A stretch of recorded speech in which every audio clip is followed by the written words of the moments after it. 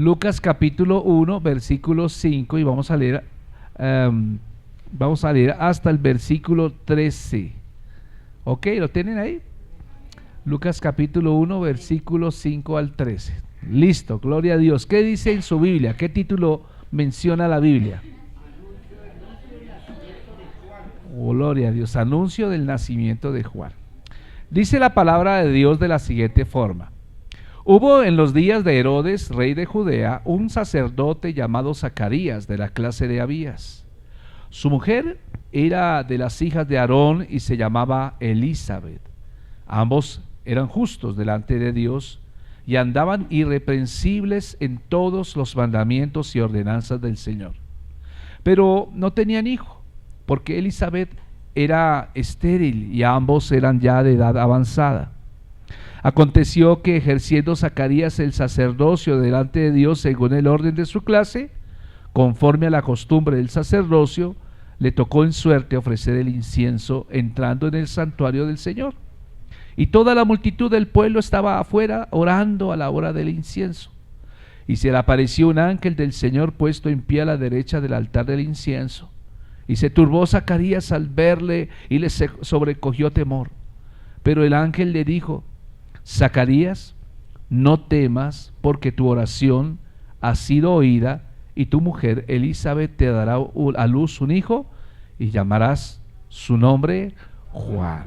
Bueno, quiero hablar un poco acerca de otro milagro que ocurrió en una época. Y no puedo decir que una época como esta, porque cuando tú miras la Biblia, cuando tú miras la historia acerca del origen de la Navidad, dónde surgió ese tema de la Navidad, vamos a anotar algo, mis amados hermanos, que la Navidad, así como se celebra actualmente, no debería celebrarse en esta época. ¿Dónde se originó la Navidad? En realidad la Navidad, el nacimiento de la Navidad está vinculado a las antiguas celebraciones saturnales. Esa era una fiesta pagana, una fiesta romana que se daba precisamente en estas fechas, ¿cierto? Entonces, lo que hace de esta fiesta saturnal con la Navidad es que tenían muchas similitudes con la Navidad. Por ejemplo, lo primero es que era un festival romano y duraba una semana. Ese festival duraba una semana y se realizaba entre las fechas del 17 y el 23 de diciembre. Y se honraba al dios agrícola Saturno, ¿cierto? Entonces se adoraba a ese dios. Cuando la Iglesia Católica, cuando el Imperio Romano adoptó la religión cristiana como la religión oficial del imperio, hacia más o menos antes del medioevo, hacia el siglo X, un poco más antes, empezaron a hacerse ciertos cambios, y para acabar con esto, pues se empezó a cambiar nombres, ¿no? Entonces, para emular, ¿cierto? Entonces el sábado, el domingo, que era el día del dios Sol, ¿cierto? El día Sol, entonces se empezó todo eso es cuestión de romano, entonces se empezó a adorar el domingo, ya no se adoraba el sábado, se empezó a hacer cambios, por ejemplo, en esto de la Navidad, porque la Navidad en realidad se presume mucho que Jesús nació no en un diciembre, sino nació más o menos en un mes de abril, entre marzo y abril nació, se presume mucho. ¿Por qué razón?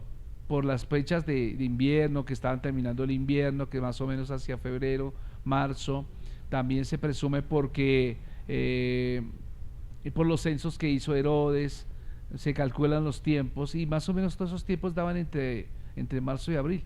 Y es curioso porque el año judío empieza en marzo o abril, el año judío. Ellos están como en el año 5000 y pico, 5700, y en este momento el año judío está en el año 5000, no es el 2024, ellos están en el 5700 algo, no sé exactamente, porque el año judío es diferente al año romano. Nosotros nos dirigimos es por el año romano, ¿sí? Entonces muchas de las fiestas que se celebran pues fueron adaptaciones. Entonces la Navidad en realidad debería celebrarse en abril en abril, más o menos, marzo-abril, pero simplemente son presunciones. ¿Por qué razón?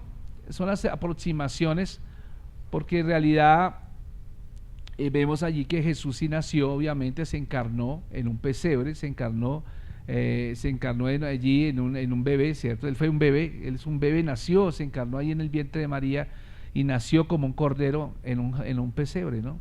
Lo curioso esos corderos se preparaban precisamente para las fiestas de Pascua, ¿no? Y él fue preparado para la fiesta de Pascua, ¿no?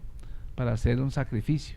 Eso son muchas cosas, hermanos, porque digamos, pero ¿qué hace la iglesia? ¿Cuál es la posición de la iglesia en cuanto a la Navidad? Hay sectores de la iglesia que no celebran la Navidad. Por eso mismo que acabo de mencionar, dicen, no, eso es una fiesta pagana, nosotros no armamos arbolitos, no ponemos luces, nada de eso, no celebramos cumpleaños. Bueno, se respeta, pero yo digo, no se comparte. Muchas cosas no se comparten. ¿Por qué razón? Porque siempre será un tiempo de celebración el hecho de que Dios dejó de ser Dios y se hizo un ser humano. Nosotros no necesitamos esperar a Navidad para celebrarlo. Nosotros lo celebramos los 365 años del año. Entonces se me preguntará, pastor, entonces, si lo celebramos todos los días del año, ¿para qué lo celebramos esta época? Porque siempre habrá una época para evangelizar. Entonces, realmente las fechas de Navidad, más que comer buñuelos, natilla y todo lo que usted sabe, ¿cierto? Lechona y tamales. Por cierto, va a haber lechona próximamente acá, ¿sí? Nosotros lo utilizamos como un método, como una oportunidad de evangelizar. Por ejemplo, las personas que celebran la Navidad, así como usted la sabe, las luces, buñuelos y toda esa cuestión, pues no saben esta historia. Y usted sí la sabe. Entonces es la oportunidad para hablar de Cristo, es la oportunidad por eso la iglesia, por ejemplo, cuando nos invitan por allá a esas novenas que es por allá las juntas de acción comunal, pues nosotros no nos oponemos plenamente, sino que le digo gracias, pero lo vamos a hacer a nuestro estilo. Lo vamos a hacer a nuestro modo, no vamos a estar haciendo repeticiones de nada, sino vamos a hacer una obra de teatro, vamos a hablar de Cristo. Eso es esa oportunidad de hablar de Cristo. ¿Sí me entiende? Ya cuando las personas llegan a Cristo, entonces ya con el tiempo, así como ustedes ya empiezan a tener sabiduría, discernimiento, entonces dice, oye, esto se hace, esto no se hace. Entonces estamos hablando de la Navidad como tal. Entonces la iglesia como tal, como usted, ahorita vamos a decorar la Navidad, claro, ya toca, ¿no? ¿Cierto? Sino que dejamos la decoración de parejas ayer porque queríamos que la vieran y porque tampoco hubo tiempo para desarmarla. Y no queríamos que la vieran, queríamos los que no vinieron que la vieran, ¿cierto? Que la apreciaran. Entonces hablemos de la Navidad, vamos a hablar de la Navidad. ¿En qué manera nos impacta la Navidad a nosotros? ¿En qué medida? Entonces vamos a mirar que cuando llega esta época, pues aunque las fechas no cuadran con el nacimiento original de Cristo, pero celebramos el hecho de que Cristo se encarnó en fue ser humano. Entonces, la cuenta de la Navidad, y vamos a mirar que siempre para este tiempo tenemos algo que llama el Adviento. El Adviento significa advenimiento o venida, ¿cierto? Entonces, se sabía por profecías en el Antiguo Testamento, los profetas estuvieron anunciando que vendría el Salvador del mundo, que vendría un Redentor, ¿cierto? Entonces se estaba esperando por muchos siglos a ese Salvador, por muchos siglos. Entonces los profetas uno tras otro empezó a decir, el profeta decía, va a venir un nacimiento, el Señor vendrá, ¿cierto? Y Isaías por lo menos fue uno de los profetas que más habló acerca del nacimiento de Cristo, allá en Isaías 7:14, vaya conmigo a la Biblia, Isaías 7:14, y vean ustedes cómo Isaías anuncia cientos de años antes cómo sería ese nacimiento del Salvador. Y entonces allí, cientos de años antes de que se cumpliera, el profeta inspirado por el Espíritu Santo empezó a decir, por tanto el Señor mismo os dará señal,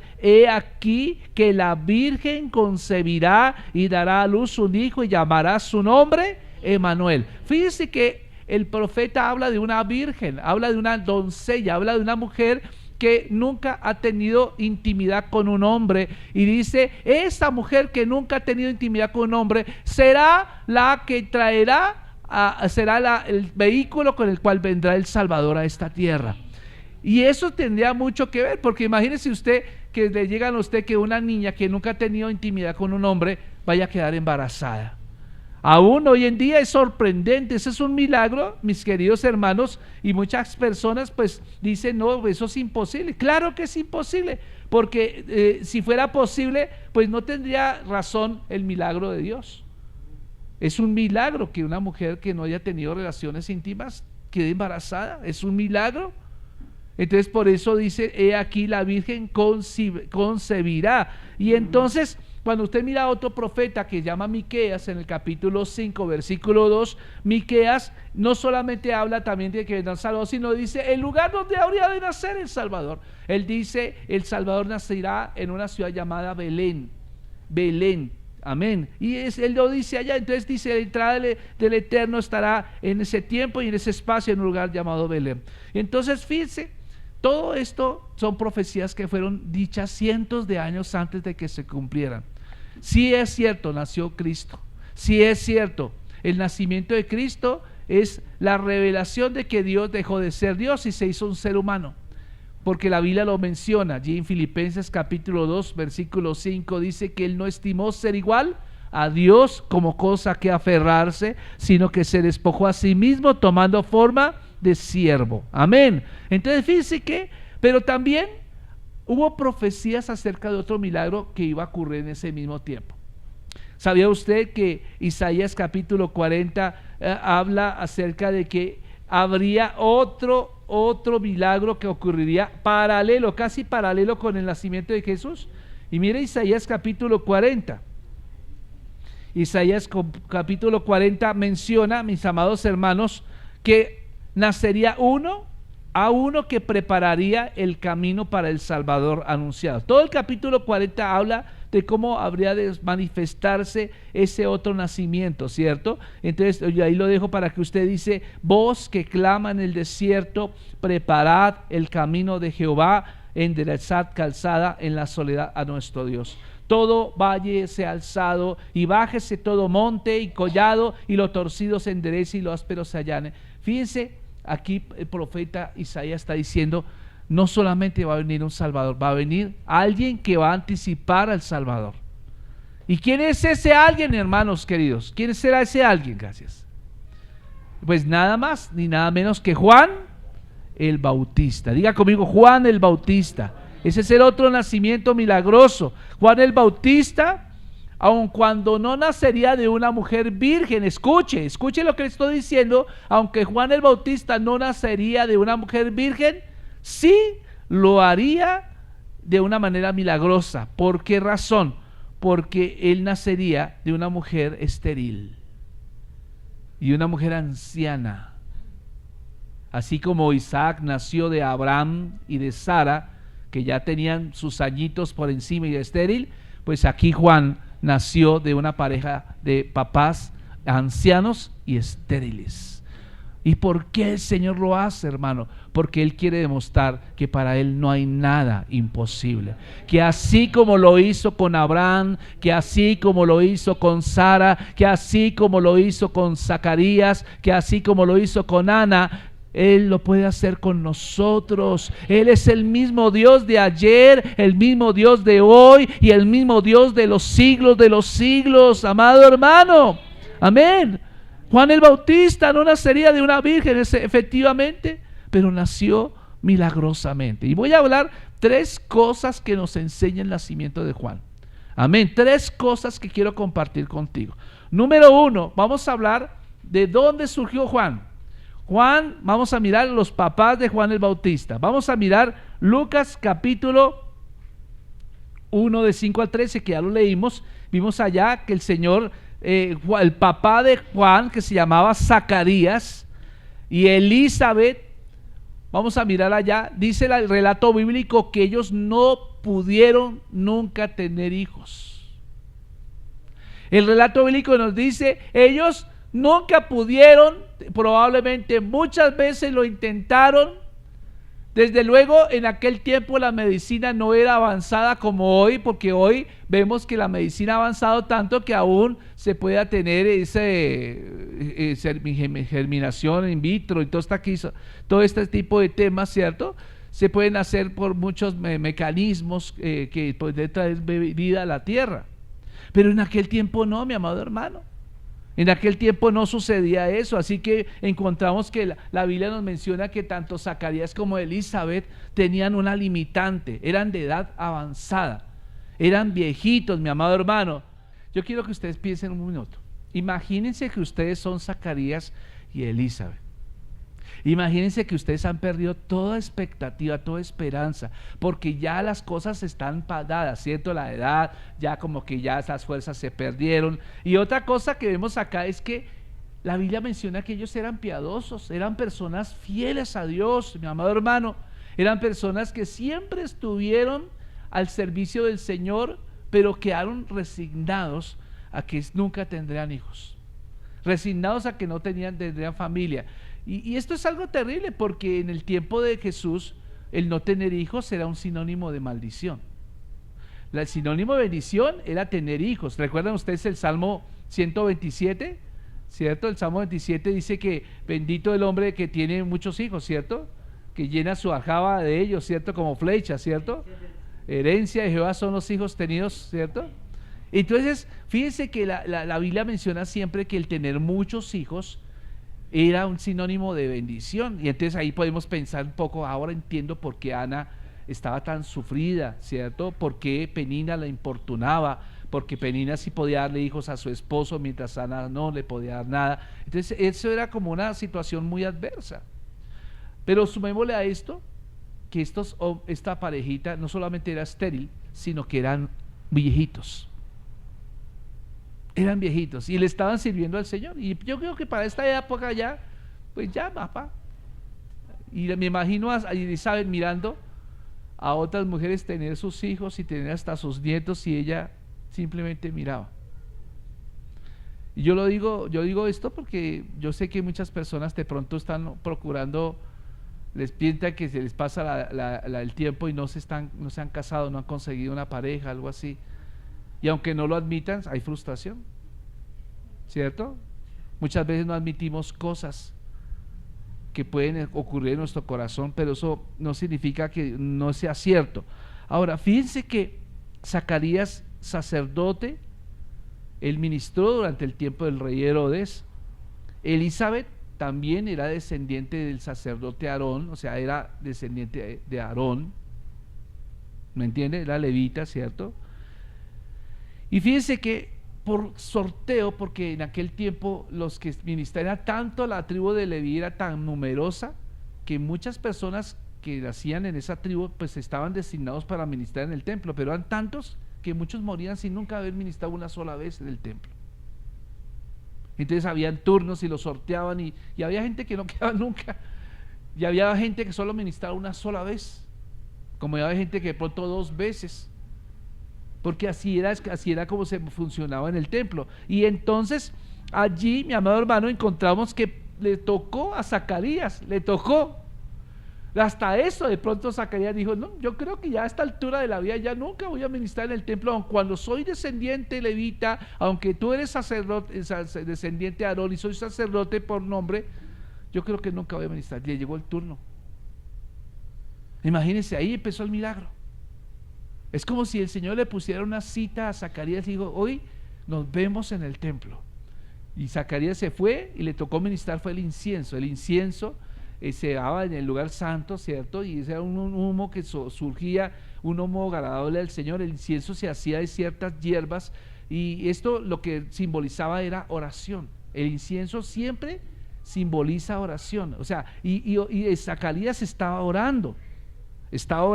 Entonces fíjense que él estaba ministrando allí al Señor, y en ese preciso momento en que Zacarías dispuso su corazón a concentrarse en el Señor, fue cuando se apareció el ángel.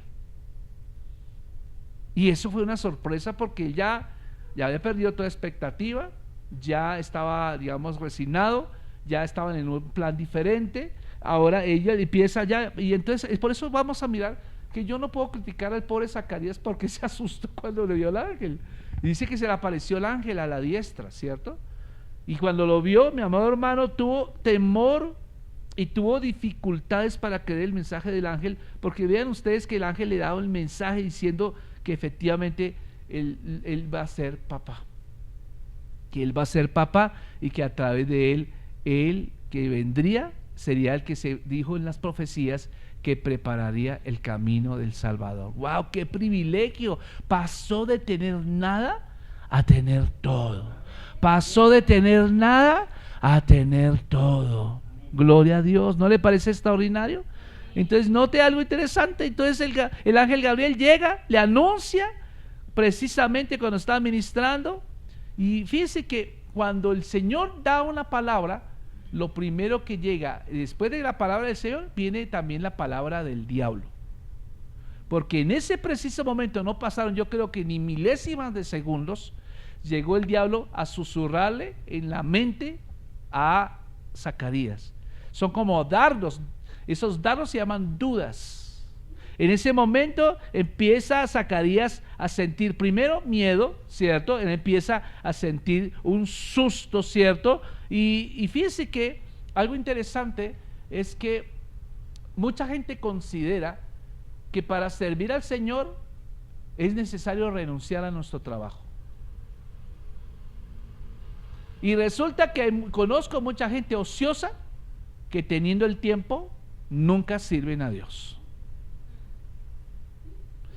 Y de algo, también he visto que el Señor llama a gente ocupada a servirle. De hecho, cuando tú estás más ocupado o ocupada, el Señor te llama y dice: quiero que me sirvas hoy. Señor, pero estoy cansado. Es que tuvimos una jornada muy larga esta semana, tuvimos una campaña, tuvimos no sé qué, trabajar extras y esto y lo otro, y no tengo fuerzas para servirte. Y de pronto el Señor dice: mañana toca ir a la iglesia. ¿A alguno le ha pasado acá? Y uno dice: ay, yo tuviera tiempo como lo tiene el hermano fulanito, el hermano Narciso, el hermano no sé qué, yo podría servirle al Señor. Y fíjate que nunca, ni siquiera al Señor le va a hablar a Narciso, te está hablando a ti de servir, porque el Señor mira la fidelidad en lo que tú haces para llamarte a servir.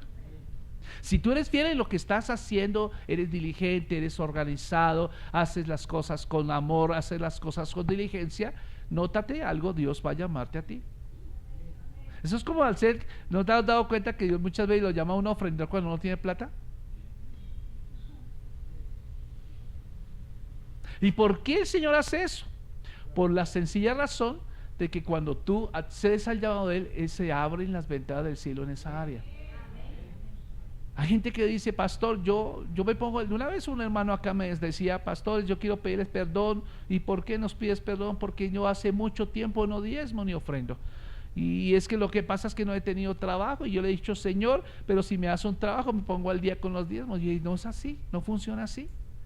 Eso es como si tú tuvieras una deuda. No, tú lo haces con alegría de corazón, y de lo poco que tienes, dale. De lo poco que tienes, dale. Por eso es que no se abren las ventanas de los cielos, porque tú no has caminado en fe, y de lo poquito, dale. Dios no se está pidiendo millones, dale lo que tienes. Es un paso de fe. Entonces muchas cosas entonces no entendemos allí. Pero Zacarías, note algo, que a pesar de que era un sacerdote, él tuvo miedo, él tuvo temor. Él vio las dificultades para creer el mensaje del Señor, y entonces por eso cuando él empezó a dubitar y empezó a decir: Señor, pero ¿cómo será eso? Él empezó a ver su naturaleza, empezó a ver que ya estaba viejito, él estaba empezando a ver que ya no habían capacidades, él empezó a imaginarse a Sara embarazada, ¿cierto? Y le dijo, y entonces empezó a dudar. Esos dardos, ¿sabes quién los trae? Los trae el diablo mismo. Entonces cuando viene un pensamiento, tú tienes que aprender a discernir de dónde viene ese pensamiento. Si ese pensamiento tiene que ver con que sí lo puedes hacer en Cristo, viene de Dios. Pero si empieza a decir: no, es que no tengo plata, no, es que no tengo tiempo, no, es que no tengo capacidades, tienes que tener seguridad que ese pensamiento no viene de Dios, porque Dios no te llamó para ser cobarde, Dios te llamó para tener espíritu de valentía. Dios no te llamó para ser cobarde. Entonces aquí vemos acá que efectivamente Zacarías tuvo temor, y entonces nótese algo, que debido a esa incredulidad él quedó mudo. Mejor te callas, ¿cierto? Dice que quedó mudo en ese momento, no pudo pronunciar palabras, se demoró más, la gente empezó a llamarlo: Zacarías, Zacarías, ¿qué pasó contigo? Y cuando salió le preguntaron y no podía decir nada. Solo hablaba a través de ademanes, hablaba a través de muecas, y la gente interpretó que él había visto algo allá en el templo, había visto la gloria de Dios. ¡Qué tremendo! Y dice la Biblia, que vamos a mirar, que efectivamente ese fue el primer milagro. El primer milagro fue que el Señor le enseñó a Zacarías a creer en él. Segundo milagro que vemos acá es que la predicación de Juan. Vamos a mirar Lucas capítulo 3, versículos 1 al 22. Y ponga atención lo que está diciendo Juan. Dice, en el primer año, en el año 15 del imperio de Tiberio César, siendo gobernador de Judea Poncio Pilato y Herodes tetrarca de Galilea y su hermano Felipe tetrarca de Iturea de la provincia de Traconite y Lisanías tetrarca de Abilinia, y siendo sumos sacerdotes Anás y Caifás, vino palabra de Dios a Juan, hijo de Zacarías, en el desierto. Y él fue por toda la región contigua al Jordán, predicando el bautismo de arrepentimiento para perdón de pecados, como está escrito en el libro de las palabras del profeta Isaías, que dice: voz del que clama en el desierto, preparad el camino del Señor, enderezad sus sendas. Y todo valle se rellenará y se bajará todo monte y collado, los caminos torcidos serán enderezados y los caminos ásperos allanados, y verá toda carne la salvación de Dios. Y decía a las multitudes que salían para ser bautizadas por él: oh generación de víboras, ¿quién os enseñó a huir de la ira venidera? Haced pues frutos dignos de arrepentimiento, y no comencéis a decir dentro de vosotros mismos: tenemos a Abraham por padre, porque os digo que Dios puede levantar hijos a Abraham aún de estas piedras. Ya también el hacha está puesta a la raíz de los árboles, por tanto todo árbol que no da buen fruto se corta y se echa en el fuego. Y la gente le preguntaba diciendo: entonces, ¿qué haremos? Y respondiendo les dijo: el que tiene 2 túnicas dé al que no tiene, y el que tiene de comer haga lo mismo. Vinieron también unos publicanos para ser bautizados y dijeron: maestro, ¿qué haremos? Él les dijo: no exijáis más de lo que os está ordenado. También le preguntaron unos soldados diciendo: nosotros ¿qué haremos? Y les dijo: no hagáis extorsión a nadie, ni calumniéis, ni contentaos con vuestro salario. Como el pueblo estaba a la expectativa, preguntándole a todos sus corazones si acaso Juan sería el Cristo, respondió Juan diciendo a todos: yo la verdad os bautizo en agua, pero el que viene uno más poderoso que yo, de quien yo no soy digno de desatar la correa de su calzado, él los bautizará en Espíritu Santo y fuego.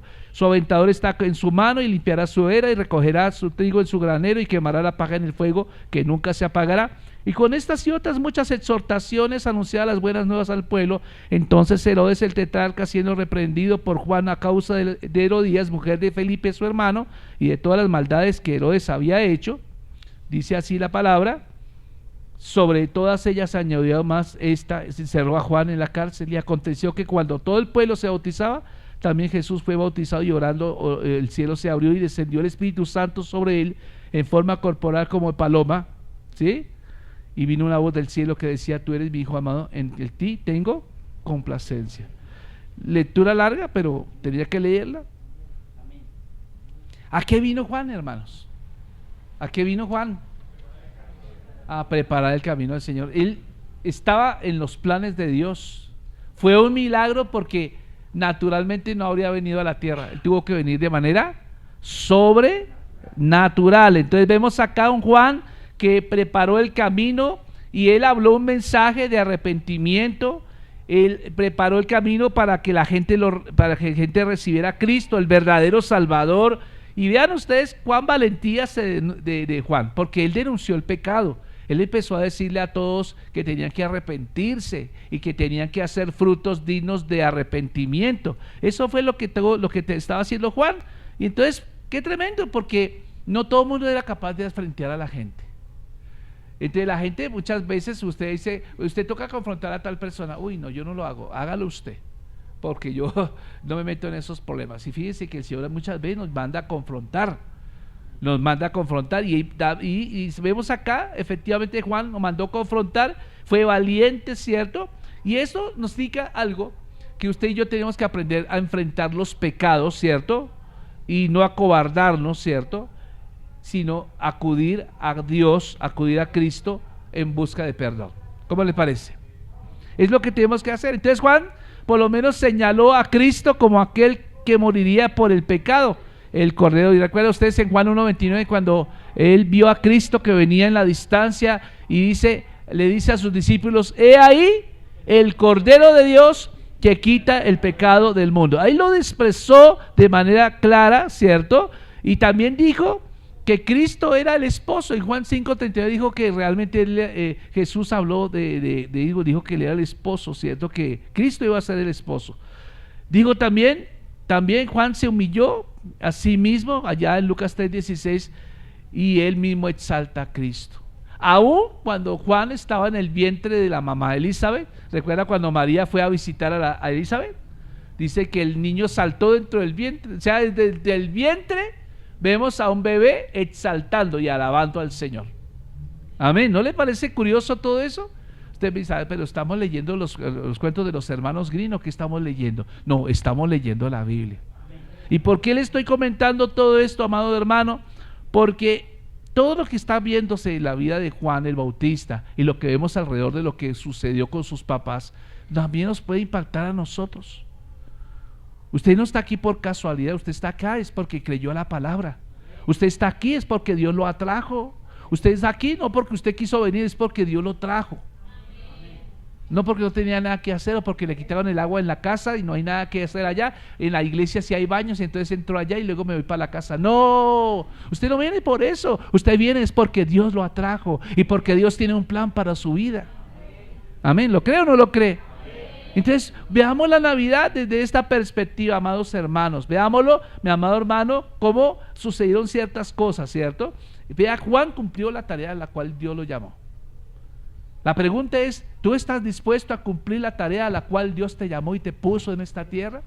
¿Estás completamente dispuesto a servirle incondicionalmente? ¿Estás completamente dispuesto a hablar de Él con denuedo? ¿Permitir que Él organice tu agenda? ¿Permitir que Él te lleve un derrotero seguro? Esas son las preguntas, porque muchas personas en este orden de ideas dicen, no, yo no sería capaz de ser como Juan, me conformo con ir a la iglesia cada domingo y eso es suficiente, y Señor, agradéceme porque vine hoy. No, tú no tienes por qué decirle a eso a Dios, Él no te debe nada a ti, no te debe nada a ti. De hecho, el aire que respiras te lo está dando Dios a pesar de tu infidelidad, de mi infidelidad. Tremendo, ¿no?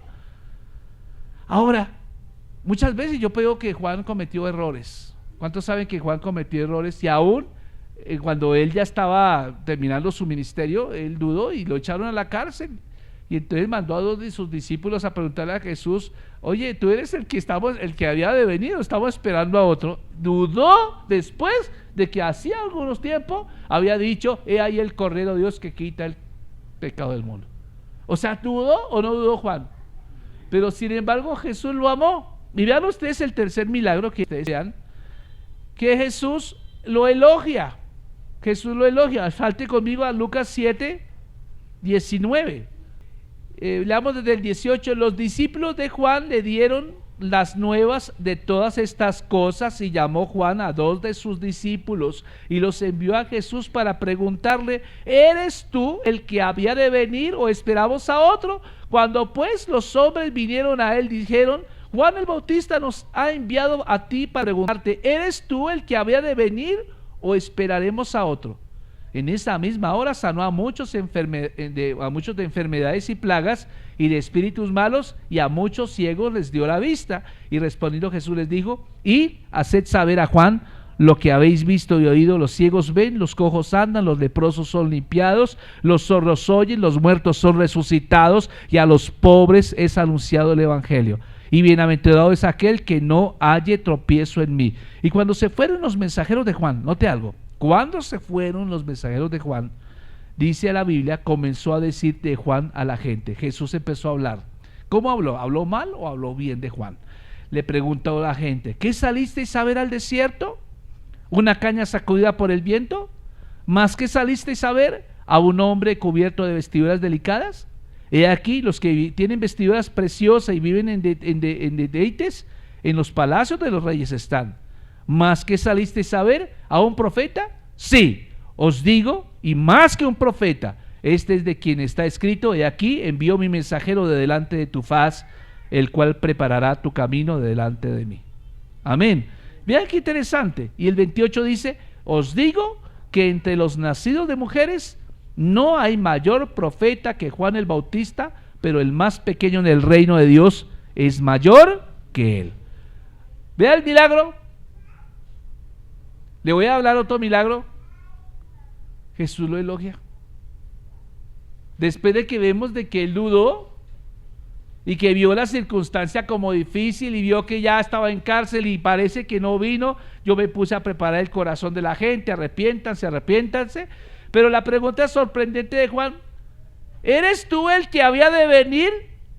Hizo la pregunta en el lugar donde, en una prisión. Prisión es sinónimo de peligro, porque en aquel tiempo a quien se metía en la cárcel regularmente se le mataba, ¿me entiende? Se le liquidaba, o en la cruz, o decapitado, y efectivamente usted va a recordar que Juan murió decapitado, ¿no es así? Entonces, aun cuando Juan no tenía miedo a la muerte, él llegó a pensar que ya estaba en el final de su ministerio y él empezó a preparar el camino del Salvador, pero él no vio naturalmente que el Salvador se hubiera manifestado. Hubo dudas y él presumió: debe ser Cristo, aquel que alguna vez yo le dije, he ahí el Cordero de Dios que quita el pecado del mundo. Debe ser ese, y envió a 2 de sus discípulos a preguntarles, ¿cierto? Porque la prisión muchas veces nos trae dudas también. Cuando usted está en prisión, puede ser que no esté en una prisión literal, pero podemos estar en una prisión de preocupación. Podemos estar en una preocupación de situaciones adversas. Yo le hago una pregunta: ¿usted está dispuesto a creerle al Señor? Porque a veces nosotros decimos: Señor, en verdad tú me amas, Señor, en verdad tú eres al Dios al que el verdadero Dios al cual nosotros adoramos. Y entonces fíjense que el Señor, esa depresión que puede hacernos presa, puede llevarnos a dudar. La depresión no puede ser parte de nuestra vida, hermanos. Usted tiene que saber que si viene la depresión, inmediatamente empiece a confesar la palabra, empiece a orar, empiece a alabar al Señor. Empecemos a sacudirnos, mi amado hermano. Pablo, cuando lo mordió la serpiente recogiendo leña, él no dijo: ay, qué linda serpiente, hola serpiente, ¿cómo estás? Sino él vio que era la serpiente que hizo, la sacudió. Una serpiente puede representar un mal pensamiento, una serpiente puede representar una preocupación puede ser algo que te saca a ti de propósito. Tú estás aquí con un propósito, amado, es para servir al Señor. Entonces, por eso vamos a mirar que después de que salió Juan, el Señor empieza a decir a la gente: este es más que un profeta, este sí es un profeta de Dios, aun cuando yo sé, en mi corazón sé que dudo, ¿cierto? Aunque él no lo dijo. Vea que Jesús no lo criticó por eso. Él le dijo a los discípulos: vayan, dígale a Juan lo que han visto. ¿Qué vieron? Sanidades, milagros y prodigios. Mis obras habrán más que mis palabras. Hay demostraciones de poder. Y yo te quiero decir una cosa: el Señor te está diciendo: quiero manifestar mi poder en ti. Quiero manifestar mi poder en ti. Entonces fíjense que cuando, como decía un hombre de Dios, decía: cuando Juan dijo lo peor, Jesús dijo lo mejor de Juan. Yo sé que ustedes y yo muchas veces hemos cometido errores y hemos dicho: Señor, te hemos fallado tantísimas veces, te hemos fallado, nos hemos alejado de ti, nos hemos comprometido contigo a serte fiel, me he comprometido contigo a servirte, no he buscado el tiempo, me he comprometido contigo a darte lo que es tuyo, no te lo he dado. Y ya pensamos, el Señor dejó de amarnos. Y ¿saben una cosa? El Señor sigue hablando bien de ti. ¿No crees tú que teniendo en cuenta eso nosotros debiéramos actuar de manera diferente? ¿No crees tú que honramos al Señor cuando decimos: Señor, con tantas manifestaciones de gracia y de amor, apenas es justo que busquemos tu rostro? Por eso, mi amado hermano, el mensaje de Juan y este milagro paralelo con el de Cristo sencillamente debe preparar nuestro corazón y el de nuestra familia para recibir al Salvador. Prepárenlos, hábleles de la muerte, hábleles del infierno. A veces nosotros predicamos un mensaje como para masajear a la gente. La gente quiere, ¿sabe por qué las iglesias se llenan? Algunas iglesias, mire, iglesias que sean muy llenas, o sea, muy multitudes de mega iglesias. Evalúe el mensaje que se predica ahí. y va a darse usted cuenta que el mensaje que se predica ahí es el mensaje que la gente quiere escuchar, no el que necesita escuchar. Porque la iglesia es donde se predica el consejo completo de la palabra de Dios, pues se tiene que decir las verdades. Y a la gente no le gusta que la confronten, a la gente le gusta que la masajeen, no que la confronten. Amén. Eso es el problema. Por eso vamos a decir, la Biblia enseña claramente, muchos son los llamados, mas no todos serán los elegidos o los escogidos. Tenemos que tener mucho cuidado con lo que escuchamos en la internet, en YouTube, en esos podcasts que uno ve que circulan por lado. No todo, hay que filtrar todo. Hay cosas que suenan bonitas, pero cuando usted mira, eso no me suena bíblico. No, eso no está bien. Uno empieza entonces uno tiene que cotejar la palabra de Dios. Mi amado hermano, el mensaje de Juan nos debe motivar a nosotros a creerle al Señor. El Señor nunca te ha abandonado.